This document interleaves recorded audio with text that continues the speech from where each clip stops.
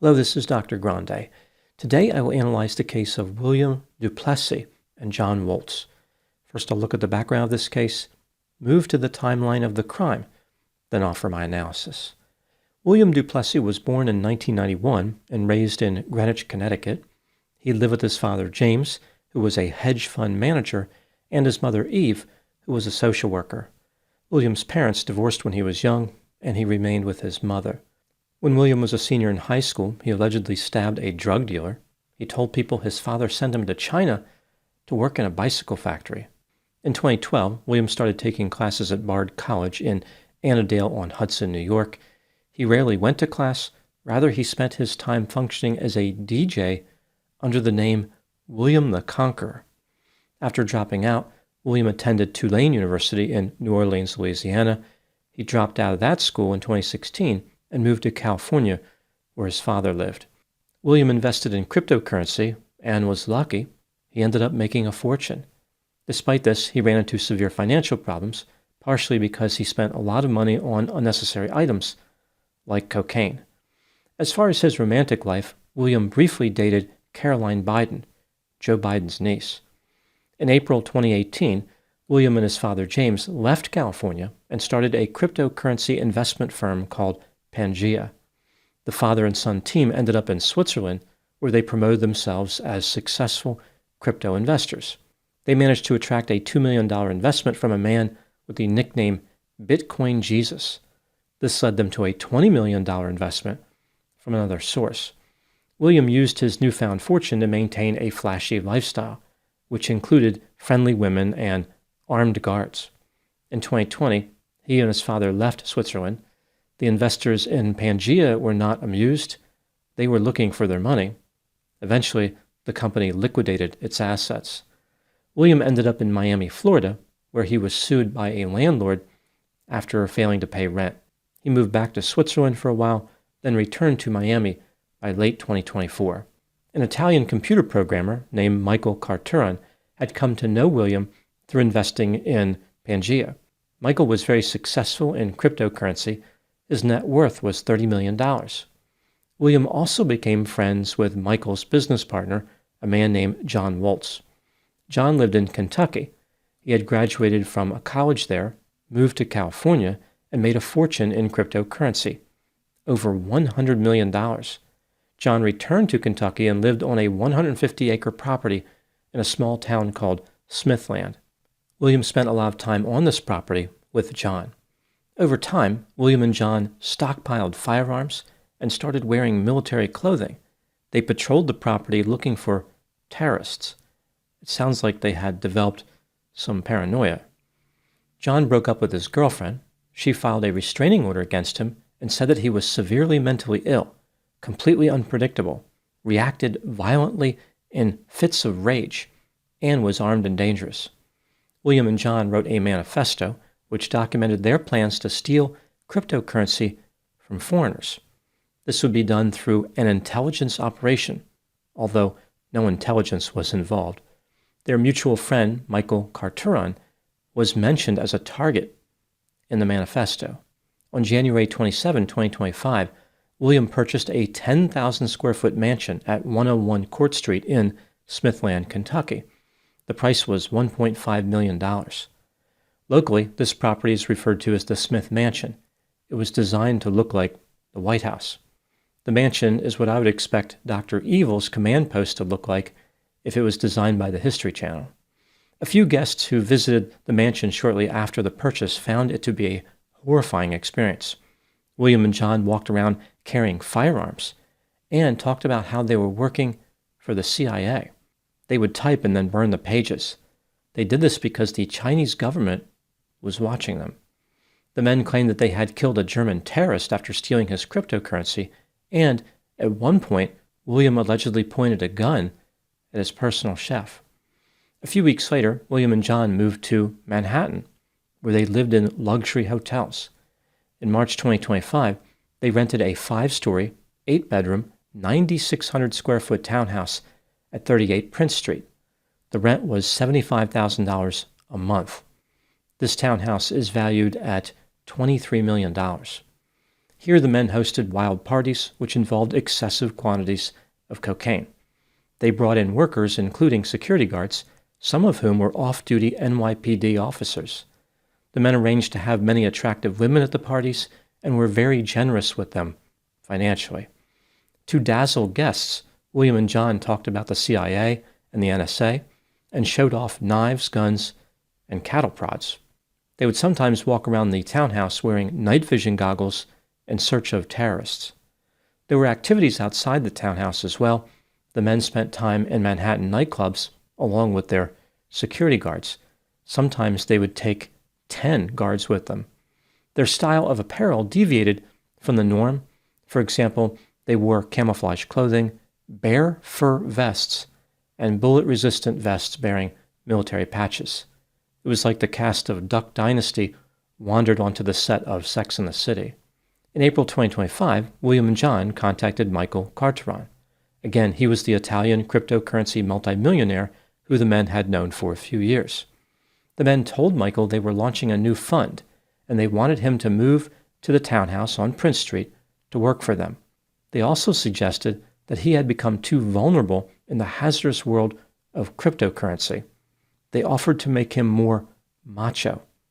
Unable to resist becoming a macho man, Michael arrived in New York City on May 6, 2025. Now moving to the timeline of the crime. On May 23, 2025, 17 days after moving in with William and John, 28-year-old Michael ran from the townhouse and made his way to the corner of Mulberry Street. He was barefoot and had cuts on his face. Michael approached an NYPD traffic officer and said he had been hazed. According to Michael, John Woeltz was mad at him because he caused John's girlfriend to leave. Michael said, "He was going to kill me. He hit me with a gun, and that's why I ran out."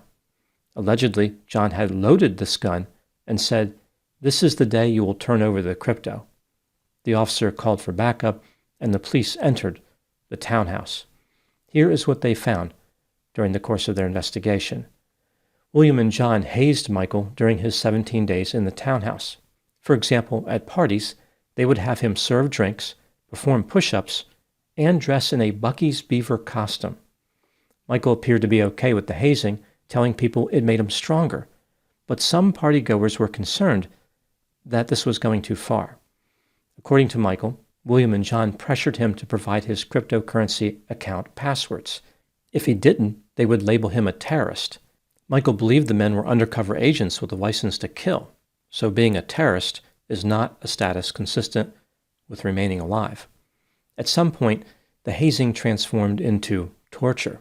Allegedly, William and John forced Michael to smoke crack, dangled him from the top of 5 flights of stairs, cut him with a chainsaw, shocked him with electricity, and held a gun to his head. Michael did leave the townhouse several times, but the men had taken his passport and his cell phone, tracked his movement with an AirTag, and assigned people to monitor him. Escape would have been more difficult under these circumstances.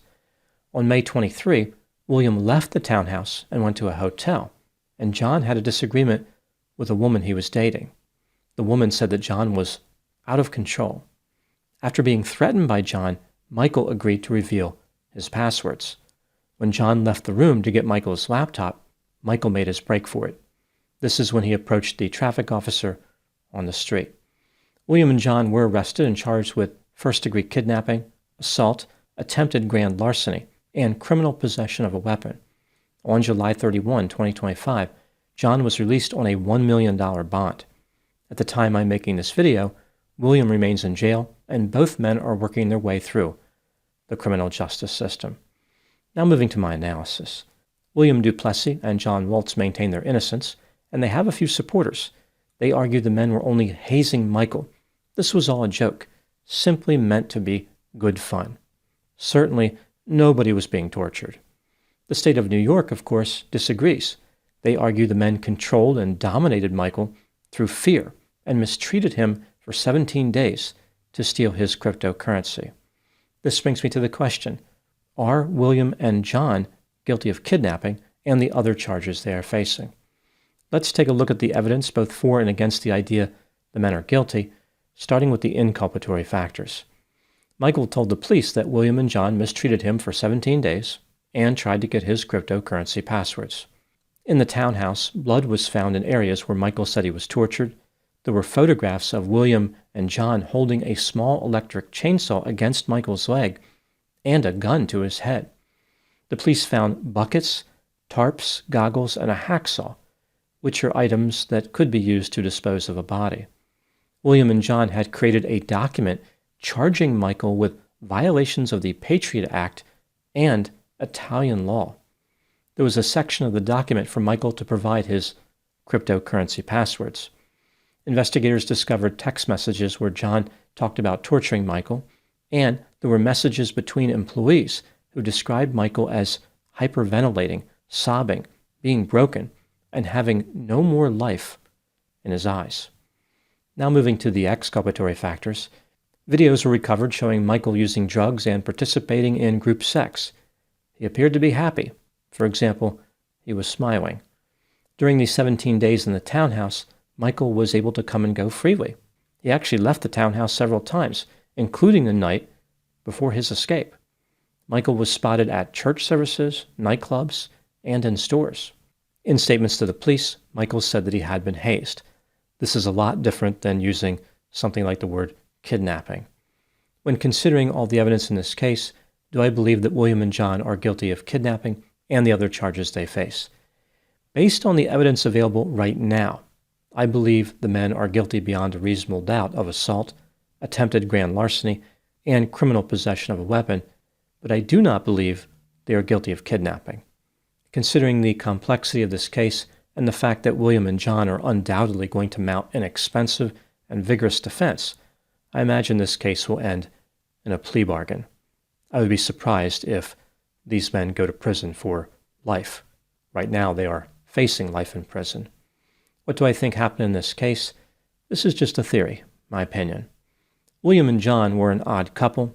William was reckless, impulsive, and sensation-seeking, whereas John was described as nerdy and maintaining traditional values. At some point, the men became paranoid and were convinced that they were secret government agents assigned to steal cryptocurrency from foreigners. This belief may have qualified as a delusion and may have been a shared delusion, which is sometimes referred to as folie à deux. As part of their assignment to steal, they targeted Michael, who they knew was very rich. Under the guise of hazing and making him tough, they tried to wear Michael down so he would supply his passwords. The situation put Michael in a strange position as far as his thoughts and feelings. He was ambivalent. That is, he had strong feelings in two directions. On the one hand, he liked the sex and the drugs that were available at the party townhouse. Being there made him feel important, desirable, and like a winner in the game of life. On the other hand, Michael did not like being mistreated by William and John. Even so, Michael really did view it as hazing, at least at first. He did not believe the men were violently attempting to extract the passwords from him. Rather, this was just playful. It was designed to help him. They were there to make him tough. The alleged incident where John struck Michael with the firearm and loaded the weapon led to Michael changing his mind quickly. This incident put all the prior mistreatment in perspective. In that moment, Michael realized he had been a victim all along. This type of situation occurs frequently with various types of fraudulent schemes, like romance scams. The victim will only realize that someone is trying to cheat them when something major happens, like the con artist asks them to wire money. In those cases, the amount of gullibility displayed by the victim positively correlates with the degree to which they need to believe the romance is real. Maybe something like that happened here with Michael, but instead of believing in a romance, he needed to believe that he could be a Manhattan-quality elite partygoer, worthy to hang out with the cool crypto entrepreneurs. Fortunately, Michael was willing to let go of that belief when he was allegedly threatened with a gun. He experienced a firearm-facilitated reality recognition incident. Those are my thoughts in the case of William Duplessie and John Waltz. Thank you so much for watching. I'll talk to you soon.